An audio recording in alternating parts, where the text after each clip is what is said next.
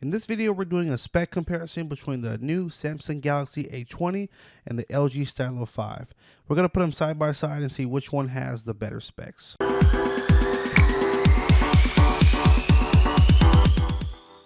Thank you for joining us today. If this is your first time, make sure you hit that subscribe button down below and tap on the little bell to turn on post notifications so you can be alerted every time we post new videos. Let's go ahead and jump right in to our spec comparison. We always start with the software.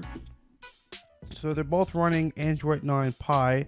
Now, on top of that, the Galaxy A20 is also running what's called the Samsung One UI, which is Samsung's version of Android 9, and it has some unique features to Samsung that run on top of Android software. So just thought it was important to note that the version of Android is slightly different and a little bit funner on the A20 because Samsung always has their own version of the operating system. When it comes to the screen, you are getting a larger screen on the A20, which is a 6.4 inch infinity display versus the 6.2 inch display on the Stylo 5. And just to show you, the A20 is an edge-to-edge screen, so it does go all the way to the edge except for the bottom, whereas Stylo 5, it is edge-to-edge on the sides but not on the top.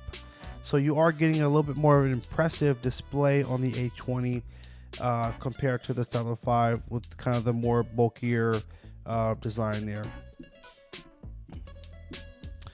Next, we have the camera, which both phones have pretty awesome cameras. Now, the cameras do differ in a few ways. So on the A20, it does have an 8 megapixel front camera, 13 megapixel dual rear camera, so two cameras on the back, and the rear camera is a wide lens camera, so you get more in your shot when you take that rear picture.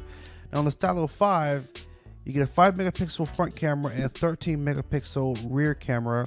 Now the front camera is a wide angle camera, so you'll be able to get more people in your selfies. So those do slightly differ, but because the A20 has a higher megapixel front camera, we gave it to them for that category. For internal storage, both phones do advertise out of the box to be 32 gigs of internal storage total. But once you subtract the operating system, on the A20 you are getting around 21 gigs of available storage, whereas on the Stylo 5 you're only getting 16 gigs, so only about half of what's promised. So you're actually getting slightly more storage on that A20, and they take it in the internal storage category. Now both phones, you can expand the memory with a micro SD card. On the Samsung, I believe you can go up to 512 gigabyte memory card, and the Stylo 5 up to 2 terabytes. So if you don't mind adding a memory card to add more space, it may not matter to you as much that you don't get as much internal storage. However, the internal storage does tend to run faster, so I personally like to have more internal versus having to rely on a memory card. That's just me. Battery wise, the A20 also does take it in that category, 4,000 milliamp battery, whereas Stylo 5 only has a 3,500 milliamp battery. So more performance, more screen time you're going to get on that A20. Processor and RAM is going to be the same. They're both going to have a 1.8 gigahertz octa-core processor with 3 gigs of RAM.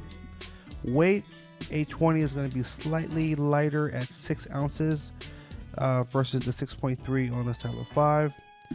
And finally, we do have the extra features. And what you'll notice here is that these phones do share a lot of the same extra features. So fingerprint scanner, facial recognition, and fast charging. Now the A20 does have a slightly faster version of fast charging, 15 watt.